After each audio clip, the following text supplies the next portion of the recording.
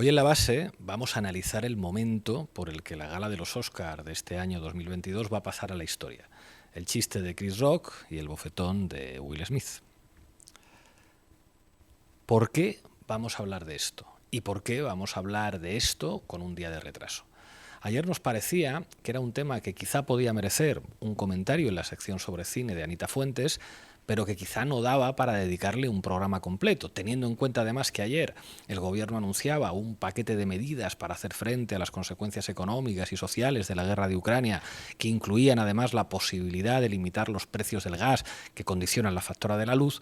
Pues nos parecía que no dedicar el programa a ese paquete de medidas y dedicárselo al incidente de la gala de los Oscar podía resultar para mucha gente sensacionalista. Y el caso es que ayer, mientras el planeta entero hablaba del chiste y del bofetón, en La Base hablábamos con expertos sobre el encarecimiento progresivo del petróleo y del gasoil, sobre fertilizantes nitrogenados como base de la agricultura moderna, hablábamos de la subida de precios, de energías renovables, de la inminente crisis económica y energética, de la necesidad de retomar el control público de la energía y de la economía, y creo que hicimos un buen programa que había que hacer. Pero pensamos que hoy no tendría sentido que en La Base permaneciéramos ajenos al debate mundial que ha generado el incidente de los Oscar.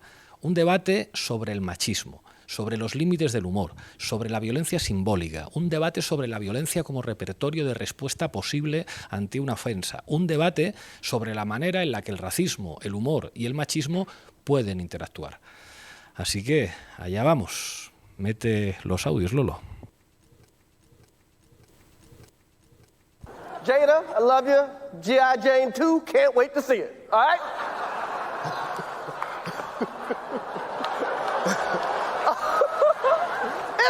that was a nice one. Okay. I'm out here. Richard. Oh, wow. Wow. Will Smith just smacked the shit out of me. Keep my wife's name out your fucking mouth. Wow, dude. Yes. It was a G.I. Jane joke. Keep my wife's name out your fucking mouth. En fin, a los hombres nos han educado para defender el honor de nuestras familias y en particular el honor de las mujeres de nuestras familias a hostias. Yo mismo me recuerdo de pequeño liándome a golpes con algún niño que llamó puta a mi madre. Y me recuerdo, ya algo más mayor, en bares, separando amigos que se encaraban con el baboso de turno que había molestado a su pareja. Alejabas a tu amigo del baboso al que quería romper la cara, pero sabías que mañana podía ser tu amigo el que hiciera lo mismo por ti, porque en el fondo tu reacción sería muy parecida. Esa es nuestra educación y esa educación es una mierda.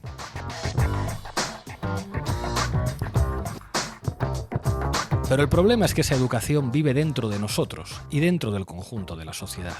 Nos han enseñado que la capacidad de pelear y el valor físico forman parte del atractivo de los hombres y sin duda todo eso está en nuestros sueños, en nuestras fantasías, en nuestro inconsciente, en nuestra sexualidad y nos recuerda que llevamos el patriarcado tatuado en las entrañas, nosotros y ellas también. Por suerte, el feminismo nos enseña que hay otras formas de ser hombre. Pero creo que tanto el chiste de Chris Rock como el bofetón de Will Smith despierta algo muy feo que vive en el inconsciente social y en todos nosotros. Un tipo que se refiere a Penélope Cruz como la mujer de, a Jada Pinkett como la mujer de, y otro tipo que sale en defensa del honor de su mujer y de su familia dando un bofetón y dando voces. Mal vamos. Dentro de todos nosotros vive un Will Smith dispuesto a hacer justicia a bofetones, pero yo querría enseñar a mis hijos que pueden aprender a ser hombres mucho mejores que su propio padre. Eso no quiere decir que no tengan que aprender a defenderse en una sociedad llena de violencias, pero con otros códigos más decentes, más allá de la ley del padre. Bienvenidas y bienvenidos a La Base.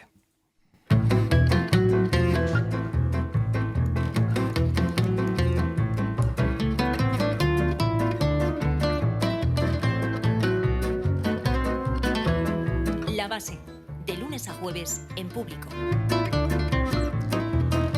Bueno, hoy en La Base analizamos todo lo que ha dado de sí el incidente de la gala de los Oscar, como siempre, con Sara Serrano al mando de la base de datos. En este caso nos va a recopilar buena parte de lo que se ha dicho al respecto. ¿Cómo estamos, Sara? ¿Qué tal? Bien, buenas tardes. Manu Levín, nuestro filólogo, analizará los debates mediáticos que ha generado el incidente. ¿Qué tal, Manu? ¿Qué tal, Pablo? Y hoy vamos a llevar un programa muy cargado. Vamos a pedir opinión sobre esto a Pedro Ballín, que ayer se buscó un bofetón en las redes sociales yendo más allá de sus provocaciones habituales sobre la paella valenciana con chorizo. Vamos a hablar nada más y nada menos que con Guillermo Zapata, alguien que sabe lo que es llevarse hostias por hacer chistes. Vamos a hablar con la secretaria de Estado de Igualdad, con Ángela Rodríguez. Vamos a hablar con Patricia Caro, una mujer feminista, gitana, psicóloga e investigadora. Vamos a hablar con Facu Díaz, un streamer y humorista. Vamos a hablar también con Carla Galeote, no podía faltar la directora del Machistómetre en un programa como este. Y hoy contamos en nuestra mesa con dos analistas que se estrenan en la mesa de análisis. Anita Fuentes, que hoy no nos va a hablar de cine, nos va a hablar de feminismo interseccional. Muchas gracias por estar, Anita, aquí. Gracias por invitarme. Y contamos también con Quindi Aquello, que ayer escribió un artículo muy interesante que a muchos nos ha abierto la mirada sobre el incidente y estamos muy contentos de que nos acompañes, directora de Afroféminas. Quindi, muchas gracias por estar aquí. Muchas gracias a vosotras por la invitación. Y para terminar, dato mata relato con Julián Macías. Arrancamos, Lolo. La base de datos. Buenas tardes, Sara. Buenos días. En América Latina, donde también se ha hablado mucho de esto. ¿Qué nos traes? Pues buenas tardes. La bofetada que propinó Will Smith al humorista Chris Rock durante la gala de los Oscar no se agota en la anécdota y ha generado un debate mucho más profundo sobre los límites del humor, sobre masculinidades tóxicas y también sobre el feminismo interseccional. Todo ocurrió poco después de que Chris Rock comparase a Jada Pinkett, que es la compañera de Will Smith, con la teniente O'Neill por ir con la cabeza rapada. Pinkett padece trastorno autoinmune de alopecia y desde 2018 trata de visibilizar esta enfermedad que es estigmatizante para muchas mujeres. Bueno, pero como decíamos antes, este no era el único comentario misógino de Chris Rock. Minutos antes se había referido a la actriz Penélope Cruz, poco menos que como la mujer de Javier Bardem en este caso, y había dicho que si Bardem gana y ella no, entonces él no ganaría esta noche, ante la risa y el regocijo generalizado, ¿no? Exactamente. El chiste de Rock no sentó nada bien a Smith, que se levantó de su asiento para bofetear al comediante. La Academia de Cine ha condenado la agresión y Will Smith ha acabado disculpándose por la bofetada, admitiendo que estaba fuera de lugar. Sin embargo, ni Chris Rock ni la Academia se han disculpado por el chiste. Bueno, hay un debate mundial en las redes sociales y en todos los ámbitos de discusión pública. Autodefensa legítima, machismo de manual. ¿Qué se dice por ahí? Pues la actriz y humorista afroamericana Tiffany Haddish apoyó a Will Smith en la fiesta posterior a la ceremonia, señalando que está bien que un hombre se levante para defender a su mujer. En un artículo de Público, la periodista Ana Bernal argumenta que lo único que hace Will Smith es remarcar a su mujer como su propiedad y que su agresión solo perpetúa el machismo. La actriz Leticia Dolera va en la misma dirección y ha tuiteado: Will Smith reconoció que con 9 años vio como su padre casi mata a su madre y que quiso reaccionar de forma agresiva con él años más tarde. Niños que se educan en el machismo más violento tienen más probabilidades de que su respuesta sea violenta. El humorista Bob Pop sostiene que hay machismo en la bofetada de Smith. Vamos a escuchar lo que dice exactamente. Hay machismo, claro, porque él además se está erigiendo en caballero andante que va a salvar a la damisela ofendida. Que igual ya estaba ofendida. Sí. Claro, y además aunque ella estuviera ofendida, o que se levante ella, o que además, es que hablamos de otra cosa, es que está delante de cámaras que retransmitiendo su cara a millones de espectadores. Tú puedes solucionar esto no con un bofetón, tienes una cámara delante de ti enfocándote, puedes hacer lo que te dé la gana porque tienes el poder de no tener que recurrir a la violencia. Pues otros, como el humorista Ignatius Farray, sostienen que, habiendo estado en ambos lados de la historia, le han agredido por un chiste y ha agredido por un chiste, le da menos vergüenza recibir la bofetada que darla. Bueno, también ha habido un debate sobre los límites del humor, un debate recurrente. Así es, algunos pusieron el foco en la libertad del humorista a la hora de hacer chistes y otros en la necesidad de no vulnerabilizar a nadie con el chiste. La humorista y ganadora de un Emmy, Kathy Griffin, mostró su preocupación sobre el precedente que puede generar el bofetón de Smith a la hora de permitir o no que se hagan determinados chistes sobre el escenario. Dijo esto: dejadme que os diga algo, es muy feo subir al escenario y atacar a un cómico. Ahora todos nos tenemos que preocupar por quién será el próximo Will Smith en los clubs y en los teatros. El humorista David Suárez... Este es el de los chistes sobre personas con síndrome de Down, ¿no? Ese mismo. Pues Ya. David Suárez ha tuiteado esto: si la libertad de expresión de los demás supone un problema para alguien, el problema es esa persona, punto.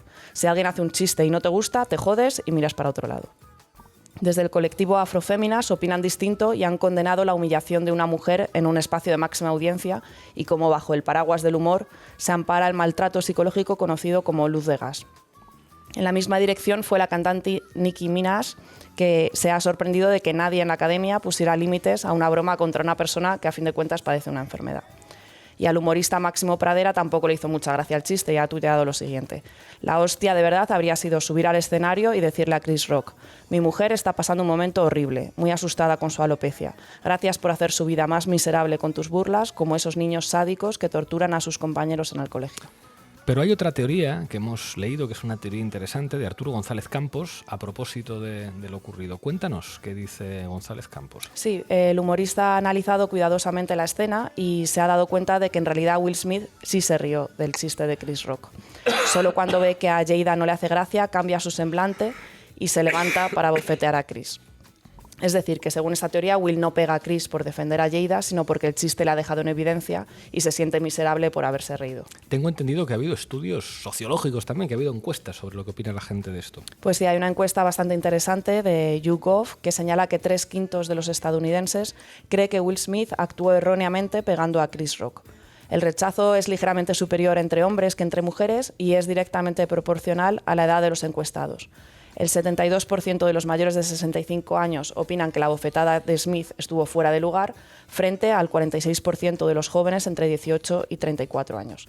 Estos son casi 30 puntos de diferencia. Llama muchísimo la atención, y no en un sentido positivo, que los jóvenes, digamos, se posicionan más en, bueno, esto lo solucionamos a golpes que los mayores. Sería interesante también cruzar estos datos en Estados Unidos con el voto a demócratas y republicano y, por supuesto, con datos de personas racializadas. Muchas gracias, Sara. A ti.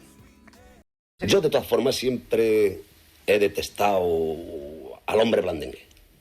El hombre blandengue, no sé, y además también he podido analizar que la mujer tampoco admite al hombre blandengue. Pero la mujer es granujilla y se aprovecha mucho del hombre blandengue. No sé si se aprovecha o se aburre, y entonces le da capones y todo. Porque es verdad, por eso digo que el hombre debe de estar en su sitio. Escuchábamos al Fari, toda una referencia de la masculinidad ibérica. En fin, Levín, ¿qué tenemos hoy? Pues quiero que comentemos 3 cosas. Dale, Lolo. Titulares al banquillo.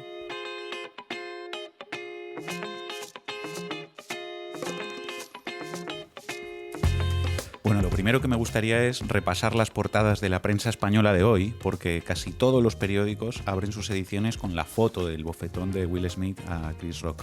Fijaos, portada de La Razón: la bofetada de Will Smith que cambió los Oscar para siempre. Portada de El País: la bofetada de Will Smith dinamita los Oscar de Coda. Portada de La Vanguardia: Will Smith, una bravuconada que desluce los Oscars. Portada de 20 minutos, Oscar 2022, cine, premios y una bofetada que lo eclipsó todo. Como veis, tanto El País como La Vanguardia y 20 minutos emplean un enfoque muy parecido. El problema de la agresión de Smith es que eclipsó, dinamitó, deslució la gala de los Oscar. El Periódico es el único diario que lleva a su portada a este suceso y no lo enmarca como un deslucimiento de la gala, sino que lo presenta explícitamente como un acto machista. Una bofetada machista para la historia de los Oscar, titula El Periódico. Bueno, lo que tenemos es una gran cobertura de la prensa española donde solamente se aprecian algunos matices distintos. ¿Qué más nos traes? Lo segundo que quería que comentemos es más bien una derivada de este tema y tiene que ver con un personaje televisivo español que también se ha visto en las últimas horas colateralmente en el centro de la discusión a raíz de la bofetada de Will Smith, que es Pablo Motos. Como seguramente sabéis, Pablo Motos es amigo de Will Smith y le ha invitado innumerables veces a su programa, El Hormiguero. Jorge Javier Vázquez, desde Sálvame en Mediaset, ya se encargó de colocar inmediatamente el foco sobre la estrella del entretenimiento de A3 Media. Vamos a escucharlo.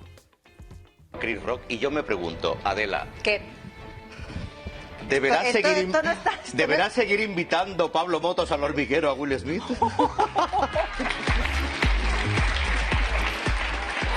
No, y el presentador del Hormiguero efectivamente se pronunció sobre esto en su programa. Escuchamos un momento.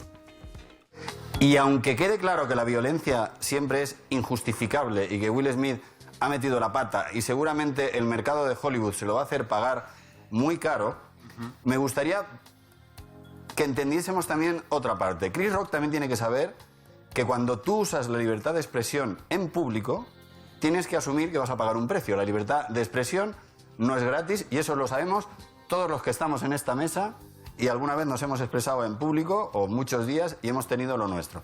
Y a lo mejor si tú eres Will Smith y alguien te hace un chiste sobre la enfermedad de tu mujer en público, y tú sabes lo mucho que le afecta en público, pues a lo mejor colapsas y decides darle un bofetón en público también. Es un arrebato, es una cagada y después te arrepientes, pero estas cosas suceden muy rápido y cuando te das cuenta ya no tienes remedio. Bueno, efectivamente, la libertad de expresión tiene un precio, sobre todo cuando dices alguna verdad que moleste a quienes tienen el poder. Eso aquí en la base lo sabemos perfectamente. No tengo tan claro que Pablo Motos lo sepa. Bueno, Motos no se quedó ahí y continuó haciendo una defensa personal de Will Smith.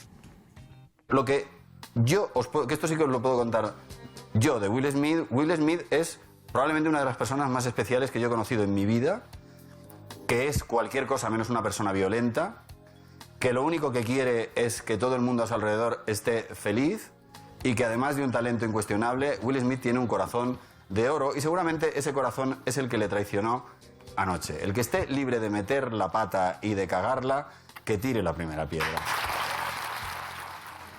Aplausos del público, en fin, Pablo Motos defendiendo a su amigo Will Smith. ¿Qué más tenemos? Pues tercera y última cosa que quería que comentemos. La prensa y las redes hoy están llenas de opiniones, artículos y columnas abordando este tema desde diferentes perspectivas, ¿no? Algunas lo vinculan con la masculinidad desde una óptica feminista, otras llaman la atención sobre las variables que introduce la cuestión racial, pero en general el debate se da en unas coordenadas que al menos tratan de reflexionar sobre los factores sociales que simboliza o que pone de manifiesto la conducta de Will Smith.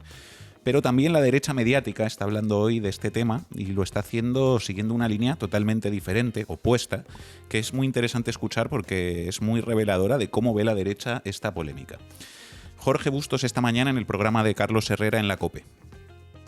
Sí, no, lo que pasa es que yo he leído unos ensayos en prensa de Progreso analizando todas las pulsiones machistas que subyacen a la masculinidad tóxica del movimiento de Smith. A ver, señores, quiere decir que actuó mal, le pegó una bofetada y ya está, pero no vamos a iniciar un Me Too a la inversa, como he oído por ahí, que hay que reclamar para que los hombres traicionemos nuestra fratría violenta. No sé, unas palabras, unos análisis verdaderamente turulatos, bizantinos, de esta nueva teología de lo woke que se ha creado, que realmente es delirante, ¿eh?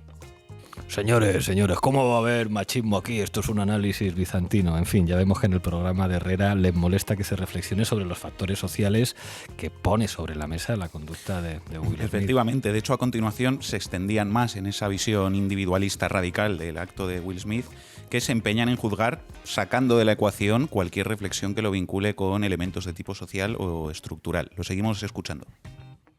Yo creo que tiene un interés, el interés woke. Sí. Esto de la hipercorrección política enferma que vive los Estados Unidos y Hollywood en particular. Esto es la perversión de la ideología woke, ¿vale? O sea, yo creo que debemos volver a la moral individual, que es sobre la que se funda el derecho penal y la civilización occidental. Es decir, que por supuesto que hay circunstancias sociales, económicas, atenuantes o agravantes, por supuesto, y están contempladas en el derecho, pero tenemos que empezar a volver a juzgar las cosas por la responsabilidad individual y no por las estructuras Foucaultianas de la raza, el sexo o la clase, que es lo que nos está volviendo turular. En su cruzada contra todo lo que suene a izquierda, es tremendo escucharles, porque esto es muy importante, porque es muy útil para entender cómo piensa esta gente. O sea, más allá de lo que pueda tocar en este asunto concreto de Will Smith.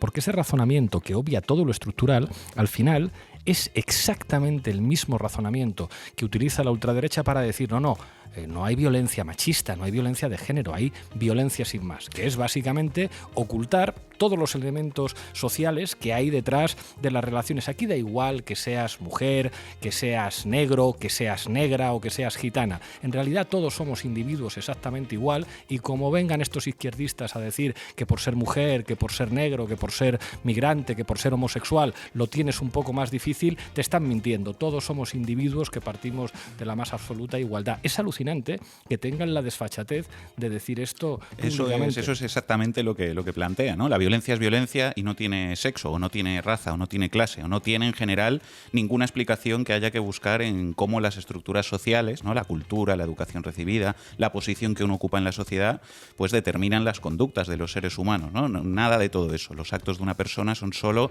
una pura expresión de la voluntad libre de quien se comporta de una determinada manera y no tienen ninguna otra explicación, ¿no? Según esa visión individualista y negacionista, pues si un hombre mata a su mujer es porque es un asesino y un monstruo y punto, no por nada que tenga que ver con el machismo como estructura social, mientras que el feminismo seguramente diría lo contrario. Los maltratadores machistas no son monstruos, son hijos sanos del patriarcado. Tú te apellidabas Levin Judengloben, ¿no? Sí. Gracias, Manu. A mí me hubiera encantado, porque me hubiera encantado vivir en el medievo. O sea, yo en esta época...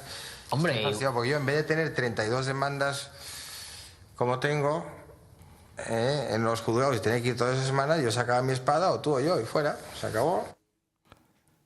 Tenemos conectada por Zoom a Ángela Rodríguez, secretaria de Estado de Igualdad. Muchísimas gracias por atender a la base. Aquí estamos convencidos que en el Ministerio de Igualdad se ha hablado y mucho del incidente de la gala de los Oscar. ¿Qué habéis hablado, secretaria? Gracias por invitarnos a estar presentes hoy desde el Ministerio de Igualdad. Hemos hablado mucho y pensamos que quizás Will Smith se ha creído un poco sus personajes de Soy Leyenda o Men in Black, y que efectivamente, como decíais, está comportándose como pues un hombre de otro siglo. Ha sido una especie de duelo de caballeros y la verdad que es bastante lamentable.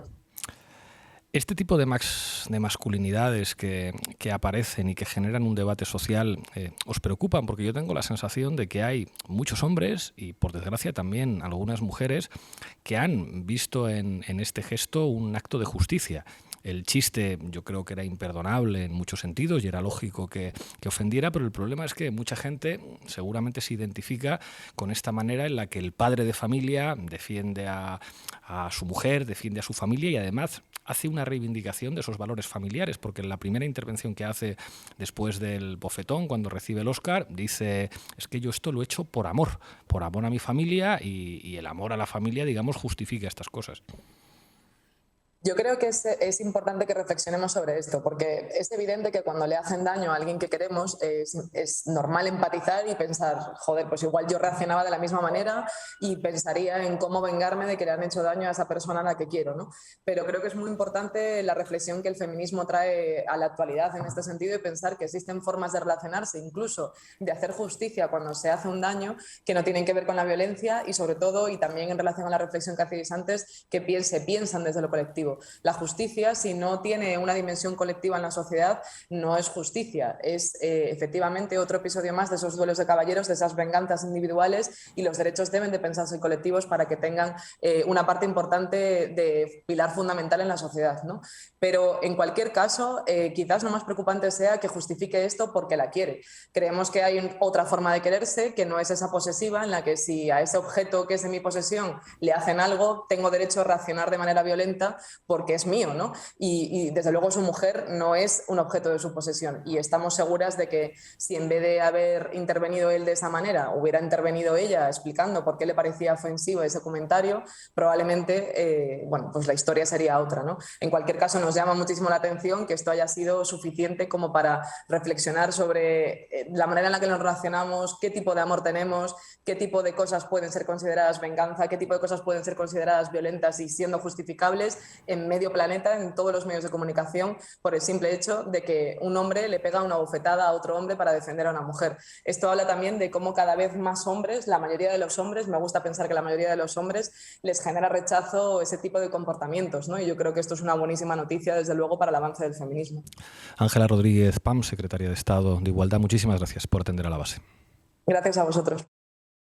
Bueno, tenemos a Pedro Ballín, uno de los analistas culturales más provocadores de de la escena tuitera del país. Lo mismo te dice que una paella es viable con chorizo, como ayer escribió un tuit que a mí me hizo saltar de miedo a propósito del incidente de los Oscar. Decía Pedro Ballín: un chiste humillante toda vez que ella ha hablado en público de su calvicie y la ha lucido. Habría sido, qué sé yo, decirle que están haciendo otro El Señor de los Anillos y que hay casting de Gollum. En cambio, aludir a la teniente O'Neill, a Demi Moore, es subrayar su patente atractivo. O sea, ¿no te da la impresión de que te estabas buscando tú también recibir un bofetón? Por cierto, muy guapo con ese corte de pelo, Pedro.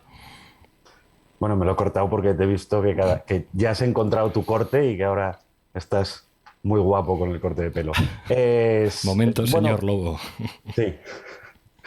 La verdad es que este debate es menos sencillo y visceral de lo que parece. Y entonces la duda respecto a lo que ocurrió, es que podemos analizarlo desde un punto de vista general, con planteamientos generales sobre qué se puede y no se puede hacer humor, o ir a lo particular.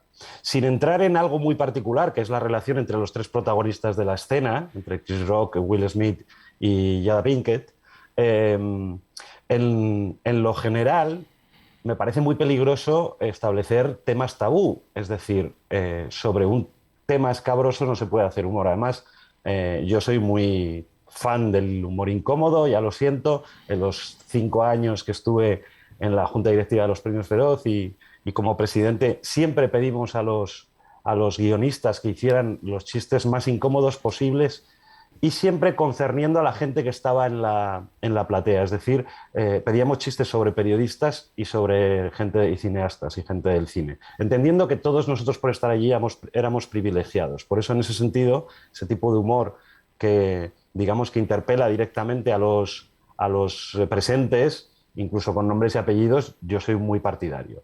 Esto como principio general. Y luego, como principio particular, si establecemos que no hay un tema tabú, pero sí chistes que no funcionan, o que son incorrectos, o que van demasiado lejos, en cuanto a eso, el chiste que se hizo creo que no fue especialmente humillante ni grave, considerando además que se conocen, porque lo que hizo fue una mención a su alopecia, relacionándola con uno de los momentos, creo que más atractivos de Demi Moore, que fue en G.I. Jane, en La Teniente O'Neill. También podría haber aludido a Ripley en Alien 3, que estaba guapísima Sigourney Weaver en esa película. No trataba de, digamos, caricaturizar su calvicie como algo feo o grotesco, sino lo contrario. Eso es lo que intentaba explicar con ese tuit.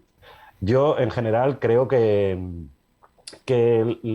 todo el mundo tiene derecho a ofenderse con un chiste, pero el derecho a la ofensa termina en esto, termina en ofenderse, en poner la cara que puso Jada Pinkett. Y en todo caso, a posteriori, pedirle que se disculpe a Chris Rock si considera que fue demasiado lejos, o los colectivos que se sientan, digamos, dolidos con el chiste. Pero también creo que debemos explicar bien en qué consiste el espacio de tolerancia en el que se supone que vivimos en las sociedades desarrolladas. La tolerancia se practica para aquello que te ofende y te desagrada. No se practica la tolerancia para lo que te gusta, ¿no? Entonces, es legítimo sentirse mal por el chiste, pero ya está.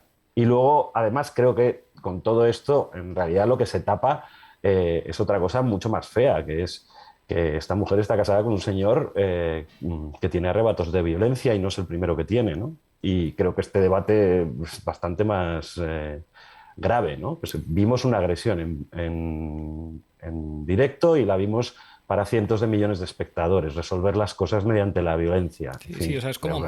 Ahí yo creo que hay como varios elementos del debate, pero si me permites una observación. O sea, primero, no es lo mismo llevar la cabeza rapada que quedarte calvo, que son cosas muy diferentes. Y luego, claro, al final el problema es que el humor, sobre todo en este tipo de eventos televisados, rara vez es democrático. O sea, es imposible que en un evento televisivo como este no haya un control de directores que den el ok a un guión o no lo den. Eso ocurre, por ejemplo, en el intermedio. O sea, es como cuando los guionistas escriben los chistes que hacen Wyoming y Y Dani Mateo, pues primero lo escriben los guionistas, los discuten y después llega la directora, el director y dice, esto es demasiado de izquierdas, o esto es demasiado tal, o esto es demasiado cual, esto entra y esto no entra.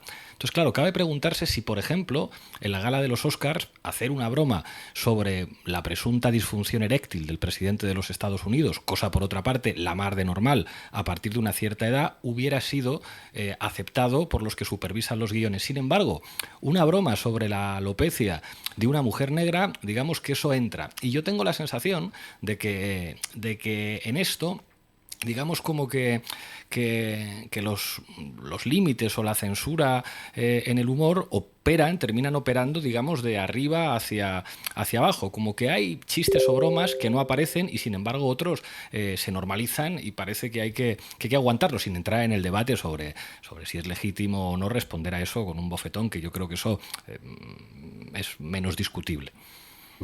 Mira, es que sobre esto hay información que no tenemos. Yo, por ejemplo, tengo dudas de si el chiste está en el guión. O el chiste, este tipo de cómicos de stand-up suelen tener como mucha tendencia a la improvisación, ¿no? Yo recuerdo cuando nosotros preparábamos, creo que la tercera ceremonia de los Premios Feroz, que teníamos a Silvia Abril de presentadora y los ensayos eran todo morcillas y estábamos espeluznados ante la posibilidad de que le diera por improvisar en los términos que había improvisado durante los ensayos, que eran bastante más heavy que el propio guión. Bueno, estábamos espeluznados. Mi junta directiva estaban espeluznados ante esa posibilidad y yo estaba como ilusionado diciendo a ver si la lía gordísima, ¿no? Por este vicio que tengo yo con el humor incorrecto. Entonces es importante esto. Luego, cada año los Oscars han manejado distintos códigos del humor. Ha habido ceremonias de humor muy duro y ha habido otras muy blancas, ¿no? Obedece también a los momentos políticos del país, etcétera, etcétera, ¿no? Aquí, claro, nos falta información sobre qué sabía o qué no sabía o qué buscó la Academia que presentará a Chris Rock, y si Chris Rock este chiste, en la medida en que son amigos, entre comillas, los tres, Will Smith, Jada Pinkett y Chris Rock, o han sido amigos, si este chiste fue un chiste que se le ocurrió sobre la marcha, incluso a lo mejor para desafortunadamente hacerle un comentario cariñoso a Jada Pinkett, que en su momento fue pareja suya, ¿no? Ahí falta mucha información, pero por eso creo que el debate tiene que irse a lo general, es decir, tiene que salir de lo particular, de la especificidad de este chiste. En todo caso, no es que te digo la verdad, sinceramente, incluso para las personas que por problemas de alopecia relacionadas con la salud, bien de tipo nervioso, o bien de tipo por tratamientos de quimioterapia, etcétera, etcétera, etcétera, o de una enfermedad autoinmune, como es el caso, creo, de Jada Pinkett, creo que el chiste hubiera pasado completamente desapercibido si no se hubiera producido y no hubiera aparecido ni siquiera un momento escabroso de la gala si no se hubiera producido la reacción de Will Smith. Todo esto nos devolvería a un debate que ya hemos tenido muchas veces y por el que se hicieron, tristemente para ellos, famosos, en primer lugar Nacho Vigalondo y luego Guillermo Zapata, ¿no? Por una reflexión sobre el humor incorrecto en Twitter. Pero yo invitaría a la gente, además están en YouTube, a que revisara los monólogos que hizo durante 4 años Ricky Gervais en los Globos de Oro, que el primer año se montó un escándalo monumental porque todas las alusiones eran a las drogas, el alcoholismo y el vicio de los actores y directores norteamericanos con nombre y apellidos. Y sin embargo, 2 semanas después del escándalo, de salir la Asociación de Periodistas Extranjeros de Los Ángeles, que era la que convocaba a los Globos de Oro a pedir perdón, mientras pedía perdón en rueda de prensa, con la otra mano estaba firmándole ya al año siguiente a Ricky Gervais, ¿no? Por la repercusión que había tenido esa gala con ese humor tan cruel y tan dirigido a personas con nombre y apellidos, ¿no? Yo insisto en este punto. Hay un elemento aquí que lo distorsiona todo, que es lo de la enfermedad de Jada Pinkett, y me cuesta considerarlo un agravante en la medida que me consta que Chris Rock la conocía y que Chris Rock, insisto, es una persona que tiene relación con esa familia y que a lo mejor pensaba que estaba haciendo una broma inocua. Pero te puedo asegurar que con los chistes que se han hecho, ni siquiera en los Globos de Oro, que siempre son más heavy, sino en los Oscars, El propio Steve Martin, que es uno de los cómicos más blancos de Hollywood, hizo una broma a Christopher Waltz, el actor, cuando era candidato al Oscar por Malditos Bastardos. Hizo una broma sobre que estaba sentado ahí Chris Wolf, que tenía la capacidad de oler a los judíos cuando estaban escondidos, relacionándola con la comunidad judía que habita en Los Ángeles y que además es súper poderosa, que a mí me pareció un chiste espectacular. Además lo hizo sin palabras, fue un chiste gestual. Y bueno, pues también el emisor, ¿no? Steve Martin es un personaje tan blanco que no causó revuelo. Hay otra cosa, depende qué tipo de cómicos, tú también cambia el mensaje. Por ejemplo, Andreu Buenafuente es un especialista en el humor blanco y cuando hace humor incómodo sigue pareciendo humor blanco por su propio carácter, en fin. Sí, es muy contextual. Creo que no es un debate fácil en cuanto... O sea, que es fácil posicionarse moralmente al ver a alguien agredido o ofendido por un chiste y a alguien que se está riendo desde lo alto del escenario y tomar partido, pero creo que la cosa es bastante más complicada. Porque si no, esto nos lleva al final a ese debate que tenemos también siempre con el Código Penal, que es que si debe existir el delito de ofensa de los sentimientos religiosos, ¿no? Por ejemplo. Porque si liberamos la capacidad de que la ofensa regule, entonces estamos yendo a sociedades muy poco liberales. Sé que la palabra no te va a emocionar, pero en todo caso es así. No, en eso estamos de acuerdo. Muchísimas gracias, Pedro, por atender a la base. Hasta pronto. Gracias a vosotros, un placer. Bueno, tenemos al teléfono a Guillermo Zapata. Gracias, Guillermo, por atender a la base. Tú sabes mejor que nadie lo que es recibir hostias por hacer chistes. ¿Cómo has visto lo de los Oscar?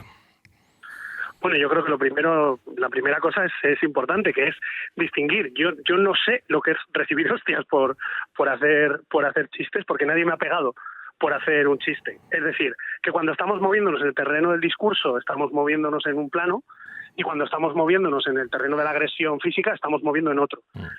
Lo cual no quiere decir que el terreno que no es el de la agresión física no merezca discusión o digamos, respeto o cuidado o mucho trabajo en relación a la gente que se puede sentir ofendida, por lo menos para entender de dónde viene ese sentimiento de ofensa, para no igualar todas las ofensas como si todo el sentimiento de ofensa fuera el mismo, y para ver si en las cosas que uno hace hay una carga, digamos, de responsabilidad. A mí me preocupa una parte del discurso que hacía Pedro ahora, que es un poco, o que puede llevar a la idea de colocar a la persona que emite opiniones cómicas o discurso cómico a una suerte de afuera del mundo, ¿no? Como estoy fuera del mundo, puedo situarme ante ese mundo y leerlo. Creo que esa figura, que es un poco la figura del bufón, ¿no? Tenía siempre una posición muy, muy importante, o dos. Una era que el bufón se colocaba siempre en una posición inferior con respecto a aquellos de los que se reía, y dos, que el bufón hacía eso para que aquellos de los que se reía siguieran siendo quienes estaban en el poder, digamos, ¿no? Entonces yo creo que todo eso juega cuando entras en el terreno del discurso. Cuando entras en el otro terreno, en el de la violencia física, estás jugando o estás moviéndote en un plano, yo creo, diferente, no sé. Tengo esa sensación. Pero ¿cómo has terminado tu deber? O sea, lo que significa el chiste y lo que significa la respuesta al chiste. Mójate. Claro, yo creo que ha habido, digamos, dos discursos hegemónicos para mí, ¿no? Uno ha sido el de, digamos, el de entender, digamos, la reacción de Will Smith desde esas masculinidades, hemos dicho, frágiles o digamos a la defensiva o a la agresividad, ¿no? Que bueno, pues estamos en un momento de crisis y de transformación de eso, y que han defendido, bueno, pues que eso es defender a tu mujer, ¿no? En esa lógica que yo creo que Pam ha descrito muy, muy bien. Y ha habido otra manera hegemónica de entender lo que estaba sucediendo, que es, digamos, una reacción intolerable ante algo que se estaba produciendo, digamos, en el plano del discurso, y donde, digamos, han operado cosas que no son simplemente digamos, la valoración del chiste, ¿no? Yo me coloco mucho más evidentemente en ese plano, pero creo que ha habido otros 3 o 4 elementos no tan hegemónicos en la discusión que también merecen atención, digamos. Uno es la discusión sobre el propio chiste, vosotros ya la estáis teniendo. A mí me parece que es yo en este caso no estoy de acuerdo con Pedro. Estoy de acuerdo con Pedro en el plano de que tenemos que discutir del chiste. No estoy de acuerdo con Pedro en que, bueno, en lo que he dicho antes, ¿no? En que digamos la lógica del chiste esté exenta de consecuencias, o en una cosa que ha pasado mucho en Twitter desde ayer, que es esta idea de hacer pasar por objetivos, por argumentos objetivos, lo que son posiciones subjetivas, digamos, en el caso del tuit de Pedro. Si es un elogio en clave Teniente O'Leary o no, es una opinión subjetiva que hacemos pasar por argumento, digamos, general, ¿no? Para defender una posición, no sé, una posición puramente, como aparentemente objetiva a favor de la libertad de expresión. Yo creo que no. Yo creo que el chiste es un chiste que opera en un plano que no es un plano agradable y que de alguna manera, digamos, tiene legitimidad o parte de una legitimidad si te colocas en una ladera que no está igualada, sino que está en pendiente, que tiene que ver con la relación entre las personas negras y las personas blancas, los hombres y las mujeres, las personas que están enfermas y las que no están enfermas, sobre un montón de desigualdades que yo creo que merece la pena de alguna manera señalar. También creo que la hostia borra un poco esa dimensión, pero esa discusión o ese posicionamiento crítico con el chiste a mí personalmente me interesa y me interpela. Hay otro que es el posicionamiento sobre, que me parece también interesante, que es el del sujeto de la mujer y si en ese momento tenía o no capacidad de defenderse y si tiene legitimidad o no esa cosa de defender a aquellas personas que quieres, digamos, no desde una posición de tomar tú toda la responsabilidad y ser tú el que encarna como esa especie de misión un poco bíblica, ¿no? Que incluso el propio Will Smith luego hablaba mucho en términos de Dios y no sé qué, que también me parece una discusión como interesante. Y hay una tercera, de la que se habla muy poco, que también me ha interesado mucho de estos días, que es, digamos, la gente que no puede dejar de percibir una dimensión de un cierto simulacro. No me refiero a la cuestión conspiranoica, o sea, no me refiero a la lógica de, estaba todo amañado, no a eso, sino a decir como, Dios, tengo cientos de miles de problemas en mi vida, no puedo atender a una cosa más con todas sus capas de complejidad, que es otra cosa como que también me interesa porque creo que en todos esos discursos hay una dificultad para conjugarse juntos que llevan a que hoy por la mañana haya, digamos, una operación de relaciones públicas por parte de Will Smith, que lleva a que, digamos, creo que este debate podría tener gracia tenerlo no hoy, sino el lunes que viene. Y ver si el lunes que viene este debate tiene valor o no, ha significado algo o no. Porque si no ha significado nada, todas las cosas que los discursos más o menos no hegemónicos han dicho sobre él, no se han movido. Y eso es importante también, porque si no pasa nada, bueno, pues la inercia, es decir, esto que decía Pedro, de la primera vez que Ricky Gervais, digamos, la lió en una gala, hubo mucho lío, pero luego ya no hubo lío, tiene sus cosas buenas y sus otras cosas, que tienen que ver como con las inercias. Y las inercias desde cualquier discurso un poco crítico son complicadas por lo menos. Entendido. Guillermo, muchísimas gracias por atender a la base. A vosotros. Hasta pronto. Bueno, tenemos conectada por Zoom a Patricia Caro. Patricia es investigadora, es feminista, es psicóloga y además es gitana. ¿Cómo has visto tú este incidente? Porque aquí yo creo que el feminismo interseccional juega mucho. O sea, no es un elemento, digamos, que tenga que estar fuera del objeto de análisis, la racialización de los protagonistas en este caso. Adelante, Patricia. Bueno, en primer lugar, muchas gracias, Pablo, por la invitación a este debate que es tan interesante. Yo creo que hay una cosa muy clara y es que ridiculizar y exponer a una mujer negra para que todo el mundo se ría de ella porque tiene una enfermedad que ella ya ha expresado que le genera un dolor profundo, esto es una conducta de abuso de libro y como una catedral, ¿no? Y ante las conductas de abuso siempre existe el derecho de la defensa propia. Entonces, esa defensa propia la puede ejercer una misma, es decir, ella se podría haber levantado y haberle dicho no me nombres, no digas mi nombre, o podría haberle arreado una torta y esto habría sido leído como autodefensa feminista e incluso como empoderamiento femenino negro. Podría haber ocurrido también que cualquiera otra de las compañeras que está con ella sentada en la mesa se hubiera levantado y la hubiera defendido en el caso de que ella no hubiera sentido la fuerza necesaria para hacerlo. Y lo que ha pasado es que ha sido el compañero negro de la mesa el que se ha levantado para defenderla o intentar frenar esa conducta de abuso y ha sido leído como masculinidad tóxica. Y además ha sido leído como masculinidad tóxica por un montón de varones blancos europeos que supuestamente deben de ser el paradigma de la masculinidad no tóxica en el mundo. Total. Entonces yo creo que cuando se hacen diferentes valoraciones de un mismo hecho en función del género y la raza a la que pertenece esa persona, están interviniendo una serie de estereotipos y prejuicios que están dirigiendo nuestra valoración y la evaluación de ese hecho, y deberíamos de preguntarnos si en este caso nos está afectando. Totalmente, es que es una perspectiva muy interesante, o sea, porque ahí ayer, que de hecho la clave en la que se origina todo este debate es que Anita Fuentes hace un comentario, pero después nos manda un tuit con el artículo de Quindi en el que dice, vamos a abrir nuestra mente porque este asunto no es menor y no se puede excluir por completo, y es muy interesante lo que estás diciendo, que efectivamente ahora va a resultar que el paradigma de las nuevas masculinidades feministas son los varones blancos, heterosexuales y europeos. Es muy interesante. Bueno, pues muchísimas gracias, Patricia. Creo que aquí tenemos uno de los puntos claves de la discusión que vamos a tener en la mesa de análisis. Gracias por atender a la base.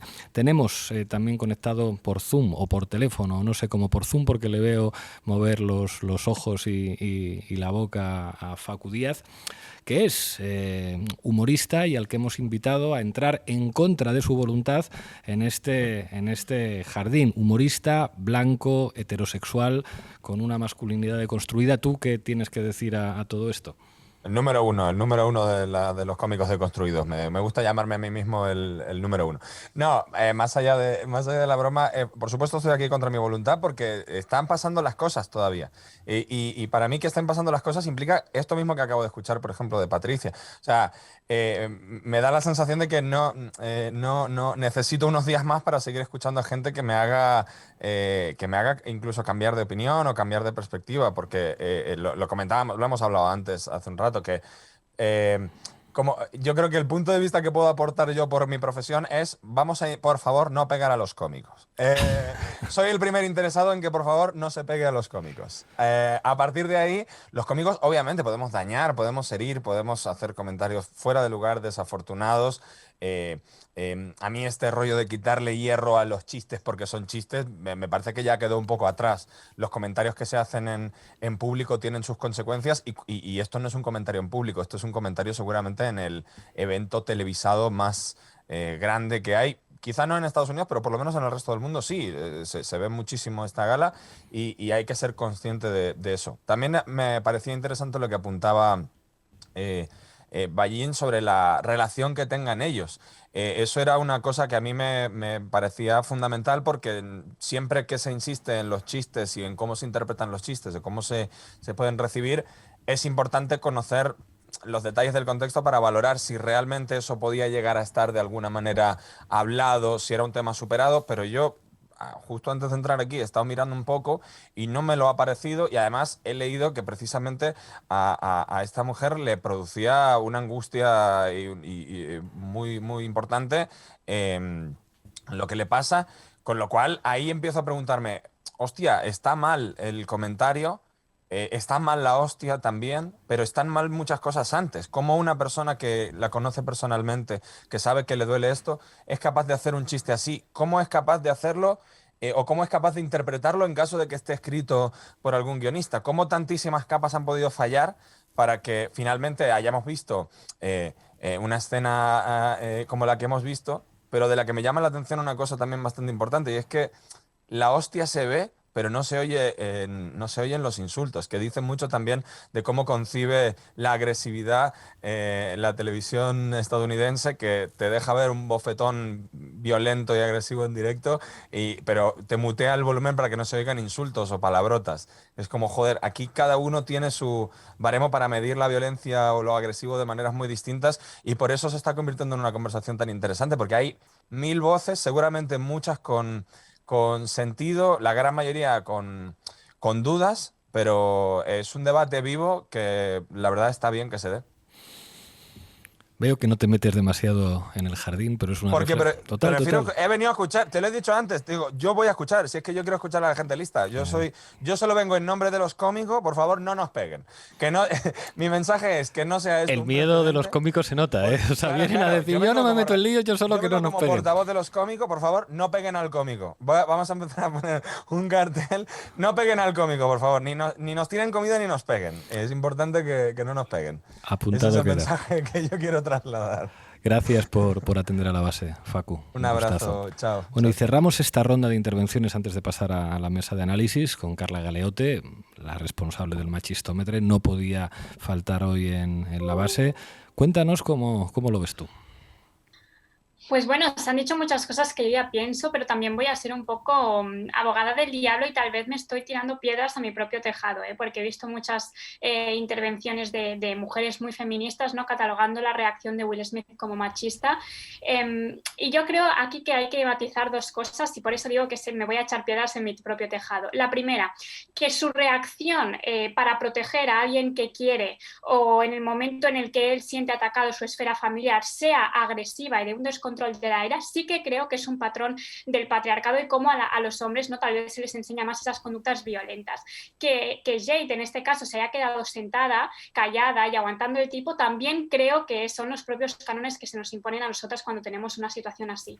Ahora bien, que él salga a defender a su mujer no me parece un acto machista, porque creo que en este caso también estamos hablando de alguien que está sintiendo que está atacado a alguien que ama o que es un ser querido. Por lo tanto, yo creo que eso no lo extrapolemos hacia un debate que para mí es un poco vacío, que incluso puede dejar mal al propio feminismo, porque yo creo que en el momento en que alguien está defendiendo a un familiar, no creo que en este caso sea machismo. La otra cosa, por eso también voy a ser abogada del diablo, es que también estamos haciendo, y me incluyo a mí misma, muchos juicios de valor y morales de cómo Will Smith tenía que intervenir, porque si hubiera hablado y hubiera salido a hacer un discurso y no sé qué, hubiera quedado muchísimo mejor. Pero también tenemos que entender que las personas tienen pues momentos donde pueden ser irracionales, malos días y sus propias mochilas, y por lo tanto todo el mundo puede tener una reacción pues irracional, ¿no? Yo creo que en el momento en que estás atacando a una persona, porque yo creo que ese chiste no era un chiste sino una mofa, porque en el momento en que estamos haciendo burla de una enfermedad que además la propia persona a la que se dirige el chiste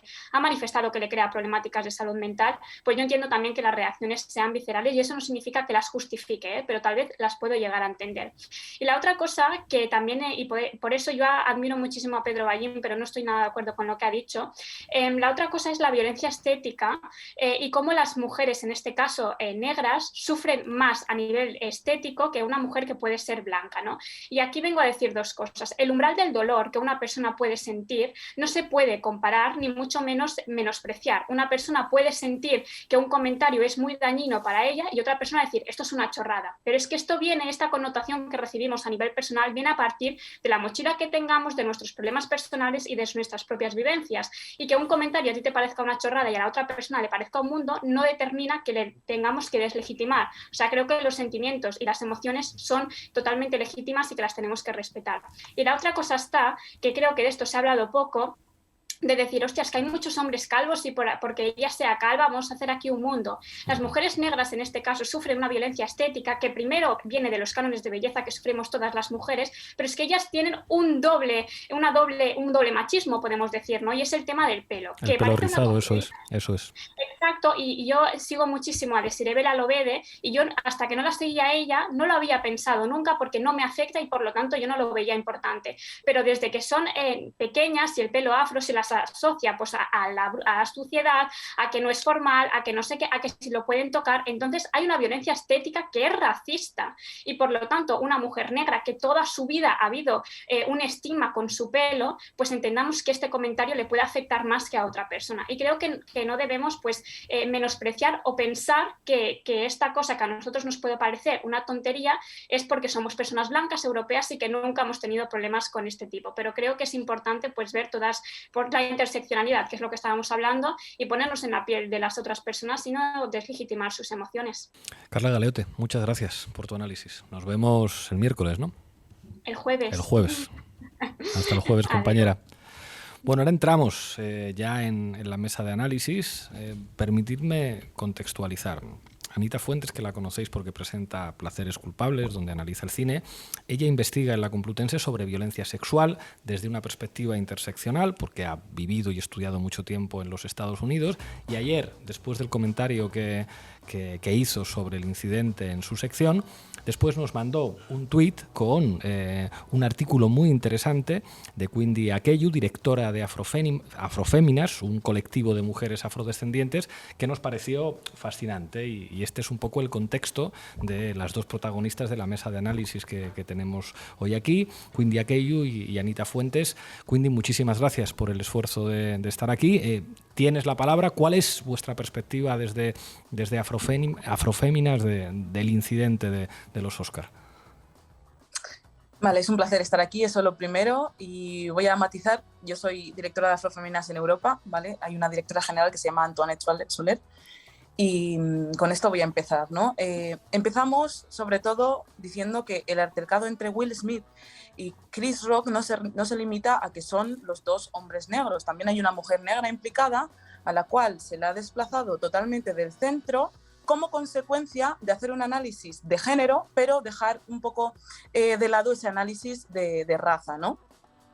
Y esto lo venimos denunciando desde Afroféminas y desde el afrofeminismo en general, porque supone otra vez, de nuevo, una invisibilización de nuestros cuerpos como mujeres negras, ¿no? En este caso, denunciamos la invisibilización por parte de los medios de comunicación mainstream, pero también por parte del feminismo hegemónico, que es aquel feminismo que toma como sujeto protagonista las mujeres cis heterosexuales y que son blancas, y que por tanto hace un análisis desde esa perspectiva, ¿no? Y que al final desplaza de todo punto de vista o de todo foco la mayor violencia, que al final la mayor violencia es la que se ha permitido, o la que no se ha permitido, pero la que ha estado presente hacia Jada Smith. Jada Smith, en ese contexto, en un contexto de visibilización de millones de personas, la mayor parte blanca, siendo una mujer negra, también se ve atravesada un estereotipo, que es el estereotipo de la mujer negra enfadada, que directamente repercute en no su reacción, pero sino en la legitimidad que va a tener socialmente su reacción como mujer negra. Por tanto, ese estereotipo le hace tener a ella una posición de tener que, pues, de alguna manera no reaccionar, o si reaccionar de una manera controlada, ¿no? Entre comillas. Entonces, tener en cuenta esto es también tener en cuenta que Will Smith, ¿vale? Siendo un hombre negro y teniendo en cuenta que es negro no solo por la discriminación racial que sufre, pero sino porque también pertenece a una comunidad negra, ha actuado desde ese amor, llamamos Black Love, amor negro, amor comunitario que priorizamos, sobre todo cuando vemos que en una situación de visibilización mundial están violentando a una persona que queremos. Están violentando a una persona que queremos y encima esa persona tiene una enfermedad y se encuentra bloqueada. Debemos recordar también que Jada Pinkett, ¿vale? Tiene un programa que se llama The Red Table Talk. Jada Pinkett es verbal. Jada Pinkett, ella habla, ¿no? En ese momento también debemos recordar que somos personas, nos podemos bloquear aún teniendo las herramientas necesarias para hacer frente a una violencia, pero quizás por una razón u otra no podemos, ¿no? Entonces, Will Smith, haciendo esa lectura, actúa. ¿Qué debemos de condenar? Vale, la bofetada. Está mal la violencia física, pero no debemos de condenar que Will Smith ha parado o no ha dejado pasar esa humillación constante que las mujeres negras tienen que sufrir, que encima tienen que dejar pasar, ¿no? Y eso es algo muy importante que debemos tener en cuenta. Además, y me parece lo más primordial que tenemos que poner en el centro es que Jada Pinkett no se llevó un bofetón físico, pero se ha llevado un bofetón psicológico que la va a acompañar a ella por el resto de su vida, ¿no? Y la va a acompañar en forma de un trauma que mientras se vea todos los días en el espejo y se vea en las redes sociales y se vea en cualquier medio que se vea reflejado, pues al final va a tener que revivirlo, ¿no? Y un trauma también supone revivir todos esos sentimientos que te han recorrido el cuerpo en el momento de la agresión todos los días. Y eso es algo que no debemos perder de vista. Anita. Bueno, no sé si me queda ya algo que decir porque aquí has invitado a gente y todo el mundo ha hecho cosas súper interesantes. Por ejemplo, quería hablar también desde una perspectiva interseccional, ¿no? que ya la han cubierto Patricia, la ha cubierto Carla y la ha cubierto también Queenie, yo creo que muy bien. Y creo que para mí un elemento clave en mi cambio de opinión o en mi diversidad de opiniones, digamos, es llegar a la conclusión de que efectivamente no se puede analizar este evento solamente en clave de género. O sea, hay que abrir la mirada, hay que analizarlo en clave de raza también, porque se trata de 3 personas que son afroamericanas. Entonces, en el momento en el que solamente hacemos una lectura de género, estamos dejando un vacío, ¿no? Que no tiene sentido analizarlo solamente así, ¿no?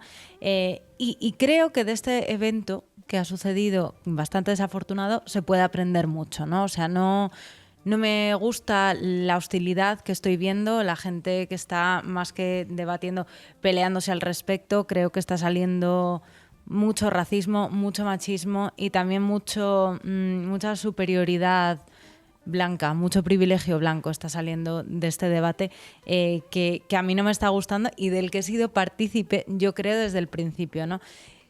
Una de las cosas que creo que no se ha dicho, de las que no se ha hablado, es como las personas blancas, como yo misma, y las feministas, como yo misma, que somos blancas y que caemos a veces en el feminismo blanco, aunque no queramos, porque yo no quiero y todo el rato lucho contra ello, pero realmente cuando tienes ciertos privilegios muchas veces eres racista sin darte cuenta de que lo estás siendo, porque una forma de racismo no es solo, o sea, el racismo no es solamente el racismo explícito, el racismo es también el racismo implícito. Y muchas personas no nos damos cuenta y participamos en este racismo implícito a través de simplemente no dar voz. Por ejemplo, yo creo que sobre este tema deberían estar hablando más personas racializadas y más mujeres.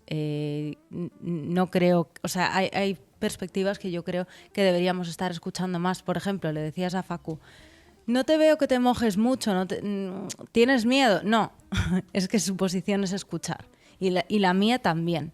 Y por eso me resultó tan interesante el artículo de Queenie y por eso me puse a leer más y a intentar entender una perspectiva en la que yo no había caído y me di cuenta, hice autocrítica, de que igual condenar a Will Smith sin tener en cuenta la perspectiva de las personas racializadas, igual esa condena no era tan acertada, ¿no? Porque realmente yo creo que tenía que haber puesto ayer yo mucho más el foco en lo inaceptable del humor que ha apoyado la Academia de Cine Americana, que ha apoyado Hollywood, porque no ha sido solamente Chris Rock, yo creo que eso estaba guionizado, ¿no? Entonces, esto es algo estructural y no debemos individualizarlo. Creo que Ballín, por ejemplo, sí que lo ha individualizado en cierto modo y en ese sentido no estoy de acuerdo con la opinión que él ha expuesto. Entonces, y quería también, estaba hablando de feminismo blanco, pero realmente yo creo que siempre lo menciono y nunca lo defino, ¿no?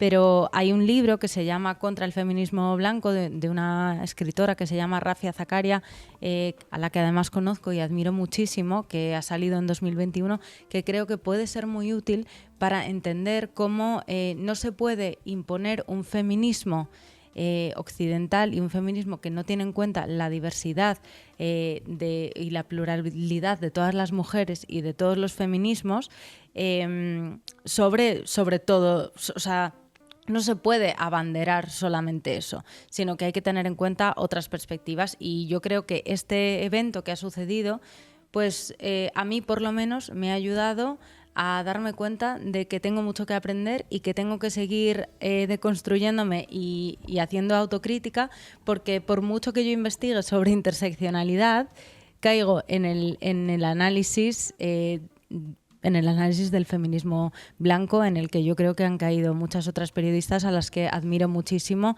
hablando sobre este evento. Antes de devolverle la palabra a Quindi, Sara, Quindi, ya vamos con dato mata relato. Sara. Pues sí, yo comparto la posición de Anita, de Facu, tengo muchas dudas en este debate por todas las cuestiones que se entrecruzan, la raza, el género, la clase, y estoy aprendiendo también mucho de las intervenciones de este debate, pero a priori a mí lo que me parece es que ambas partes involucradas en este incidente son esencialmente machistas, la bofetada de Will Smith creo que es un reflejo de la masculinidad tóxica que considera a las mujeres como su propiedad, y al mismo tiempo esto es compatible con decir que el chiste de Rock es reflejo también de unas instituciones y una sociedad que son estructuralmente, no es lo que decías a Anita, no es un chiste que se puede individualizar, sino que es reflejo de una sociedad y unas instituciones que son estructuralmente machistas, ¿no? Y esto se ve en que la academia al final ha condenado la bofetada de Will Smith, pero no ha dicho nada sobre el chiste de Chris Rock, ¿no? Y esto ha sido un chiste que ha pasado por un montón de filtros antes de ser dicho en escena, y ha sido aprobado porque se sabe que hace gracia, y esto significa que un chiste sobre hombres calvos eran conscientes de que no iba a hacer gracia, pero un chiste sobre una mujer calva sí que hace gracia, y también ha sido aprobado porque se puede aprobar, porque la academia tiene el poder y la autoridad como para aprobar un chiste, que se haga un chiste así en un espacio de máxima audiencia. Entonces, al final, lo que también hay que poner sobre la mesa es que el humor es político, y el humor, a la hora de hacer humor, uno decide si hace humor contra los oprimidos o contra los opresores, si hace el humor contra los vulnerables o contra los que oprimen y agreden a los vulnerables. Quindi. Vale, sí, estoy de acuerdo con la intervención de Anita.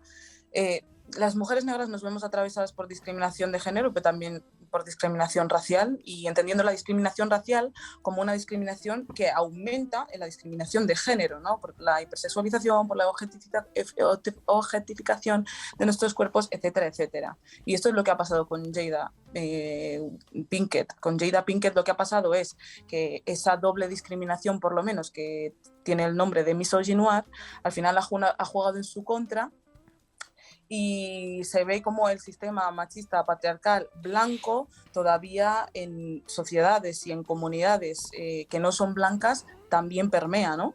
Entonces, algo que yo quería traer sobre la mesa es que este debate, sobre todo de cómo se ve afectada una mujer negra en Estados Unidos sobre esta violencia psicológica, al final patriarcal y blanca, que permea, ¿cómo podemos traerlo al contexto español? ¿Qué pasa con las mujeres negras en este contexto? ¿Qué pasa con las mujeres negras que tienen que estar en espacios de visibilidad y al final se les ataca de manera racial, pero también de manera de género, ¿no? O sea, ¿qué pasa con las mujeres negras en el contexto español?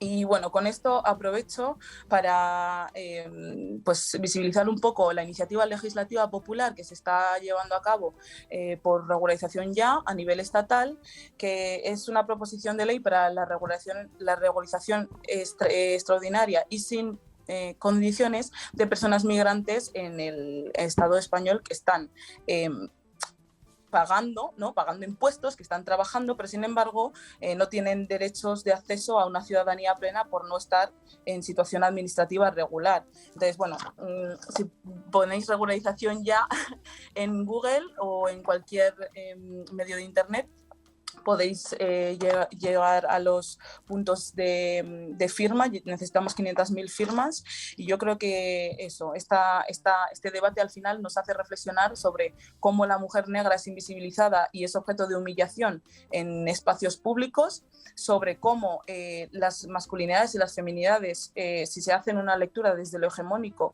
puede llevar a errores de conclusión, y también sobre todo qué pasa con las mujeres negras en el contexto español y qué pasa con esa humillación constante de las mujeres negras con enfermedades también en el contexto en el que vivimos. Muchísimas gracias, Quindi. Tomamos nota. Llegamos ya a la última parte del programa, a Dato Mata Relato con Julián Macías. Mete cabecera, Lolo. Dato Mata Relato con Julián Macías. Todo tuyo, Julián. Bueno, pues desde que Will Smith abofeteó a Chris Rock en la gala de los Oscars, casi no se habla de otra cosa en las redes sociales, y he estado analizando la conversación y bueno, estos son algunos de los datos que he encontrado. Bueno, en Twitter se publicaron más de 8 millones de tweets mencionando 8 millones. a Will Smith. 8 millones. 8 millones a Will Smith, 6 millones a Chris Rock y 2 millones a Jada Pinkett. Y luego, en cuanto a la distribución geográfica, porque prácticamente el evento fue global, y digamos que la distribución sería el 39% de los tweets fueron publicados en Estados Unidos, el 13% en Brasil, el 5% en el Reino Unido y en el 4% están países como Argentina, México y España. Las palabras más usadas, precisamente, estas son en relación a los tweets mencionando a Will Smith. Las palabras más mencionadas por este orden fueron Jada, Oscars, abofeteó y sin censura. Bueno, hubo más de 25 tweets que tuvieron más de 200.000 likes y que yo recuerde, no he encontrado una conversación con tantas interacciones. Y luego una cosa curiosa es que los dos tweets con más interacciones fueron lanzadas en el momento de que sucedieron los hechos con la palabra sin censura. Y esto tiene que ver mucho a una parte importante de las redes sociales y de los contenidos que se hacen virales, bueno, porque parece que durante el directo se censuró la reacción de Will Smith con los insultos, etcétera. Entonces, aquellos personas más o menos con relevancia que publicaron el vídeo completo, bueno, se super viralizó. O sea, porque a veces desde la televisión se censuran ciertas acciones y sobre todo ciertos comentarios, pero en las redes ¿esto pasa también? Bueno, pues pasa lo contrario, digamos. Más allá de que el margen de censura es mucho más limitado, pero precisamente si hay algo que viraliza en redes sociales es la violencia, el odio, etcétera, ¿no? Y de hecho, bueno, las plataformas digitales, por decirlo de una manera suave, no hacen todo lo posible para evitar que esto sea así. Recientemente vimos cómo incluso las plataformas digitales están permitiendo durante la guerra las amenazas de muerte, insultos a Putin, a rusos, etcétera. Y en el caso de Will Smith, digamos que esta viralización se multiplica por 1000 debido al escenario. Si nos fijamos, por ejemplo, en YouTube, encontramos más de 10 vídeos con más de 5 millones de visualizaciones. Y el que más destaca, el que más visualizaciones tiene es el vídeo de The Guardian, con más de 70 millones de visualizaciones, que también va con la palabra sin censura, ¿no? Que es uno de los elementos descartables. Luego, en España, el vídeo más visto fue el publicado por El País, que va por el momento por 5 millones de visualizaciones. Y precisamente otro de los elementos que más se viralizan es el concepto de sin censura o permitir ver cosas que no se ven en los medios o que no te cuentan. O grabación de imágenes inéditas. Y, por ejemplo, hubo un tuit de Scott Feinberg que llegó a tener 14 millones de visualizaciones mostrando el momento de la pausa publicitaria donde Will Smith es tranquilizado durante esta pausa por Denzel Washington y Tyler Perry. Echando un vistazo en Facebook, una de las cosas que más me llamó la atención fue que un streamer emitió en Facebook Live en bucle, digamos 12 horas, con el momento de la bofetada y los gritos de Will Smith. Y llegó a tener más de 60.000 personas en directo viéndolo y alcanzó 14 millones de visualizaciones, que son cifras bastante importantes. Son altísimas, o sea, ha sido un evento mundial. ¿Cuál es a grandes rasgos el veredicto de las redes? ¿Quiénes son los malos y quiénes son los buenos de esta película?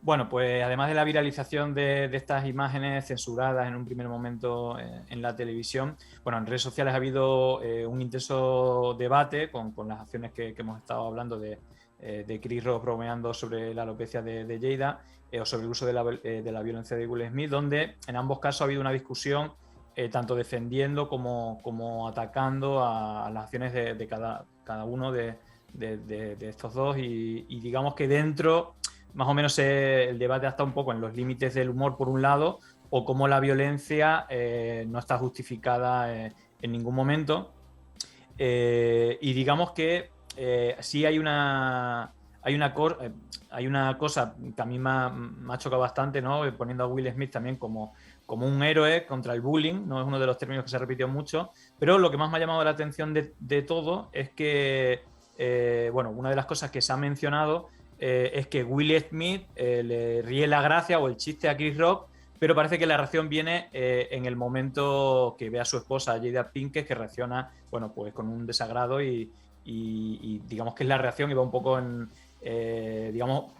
en relación a un poco el debate que estáis teniendo ahora mismo. Pero creo que tampoco ha sido el único debate, y sobre todo al principio hubo mucha discusión si fue un montaje. Si estaba preparado. ¿Tú que eres especialista en esto, en mentiras en las redes? ¿Tú crees que esto podía estar preparado? Bueno, yo personalmente creo que todo fue real y sobre todo cuando iba aconteciendo los hechos, bueno, pues creo que es así. De hecho, publiqué un vídeo en cámara lenta del momento de la bofetada, ¿no? Para que se viera que no era el típico truco de película simulando golpes, pero lo que me sorprendió es que precisamente al verse en cámara lenta se ve como todos los detalles y la mayoría, es decir, hubo un montón de usuarios que me respondieron diciendo que podía ser montaje. Y me quedo con el análisis de una persona, de esta imagen en cámara lenta, que es John de Limón, que hizo como un análisis forense del vídeo. Y bueno, esto no que me genera dudas, pero por lo menos me ha hecho reflexionar y lo enumera en 5 puntos. El primero es que Chris Rock echa el cuerpo hacia adelante y la cara como esperando la bofetada. El punto número 2 es que Will Smith echa la mano totalmente hacia detrás como para avisar del golpe y hace digamos, el recorrido completo forzando casi como si fuera una actuación. 3, el golpe se realiza con la yema de los dedos y no con la mano para, digamos, que es menos doloroso. Luego, el cuarto, en todo momento hay un contacto visual entre Will y Chris como si hubiera complicidad. El quinto, Chris Rock hace contacto visual con el público mientras se ríe y Will Smith también se va de la escena sonriendo. Bueno, en todo caso, digamos que a mí sigo pensando que todo fue real y fue una respuesta, pero sí me ha valido, o por lo menos sí que digamos que valoro o tengo por lo menos el respeto a las personas que hacen un análisis con argumento, y creo que tampoco hay que perderlo. Por ejemplo, comentaba Facu que él está en fase de escucha. Yo tampoco me he pronunciado en este sentido, y aunque parezca que este elemento, parece que queda claro que no fue un montaje, pero creo que tanto el pensamiento crítico como el analítico no debemos de perderlo nunca y no ser dogmáticos, escuchar y si tenemos que cambiar de opinión, bueno, pues no estar cerrado de mente. Tomamos nota. Julián, muchísimas gracias. Hasta la semana que viene. Chao, hasta la semana que viene. Bueno, llegamos al final del programa y hoy queremos terminar con la canción Don't Touch My Heart de Solange Knowles, sobre la frustración de las mujeres negras a la hora de tener que ajustar sus nombres, sus pieles y sus cuerpos a los ideales de belleza blancos y patriarcales. Ya sabéis, en YouTube no la vais a escuchar, pero en público, en Spotify o en iVoox sí. Nos veremos aquí mañana en La Base.